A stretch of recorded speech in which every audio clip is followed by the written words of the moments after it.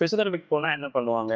Current வைக்கிறேன்னு சொல்லுவாங்க, massage பண்ணுறேன்னு சொல்லுவாங்க, எக்ஸசைஸ் பண்ணுவாங்க. பட் ஃபிசியோதெரபி அதோட ரொம்ப பெருசு. ஃபர்ஸ்ட் ஒரு பேஷண்ட் ஃபிசியோதெரபிக்காக வரும்போது பெயின் எங்கே இருக்குன்னு மட்டும் கேட்காம, பெயின்கான ரீசன் என்ன, அவங்களோட ஆக்டிவிட்டி எப்படி இருக்குது, மசில் ஸ்ட்ரென்த் எப்படி இருக்குது, அவங்களோட பேலன்ஸ் எப்படி இருக்குது, வாக்கிங் பேட்டர்ன் எப்படி இருக்குது, அவங்க டெய்லி ஆக்டிவிட்டீஸில் என்னென்ன டிஃபிகல்ட்டிஸ் ஃபேஸ் பண்ணுறாங்க அப்படிங்கிற எல்லா விஷயங்களையும் நாங்கள் அசஸ் பண்ணி பார்த்துட்டு தான் ஒரு ட்ரீட்மெண்ட் பிளான் செட் பண்ணோம். அண்ட் ஃபிசியோதெரப்பியில் one treatment fits for every ஒன்னு சொல்ல முடியாது.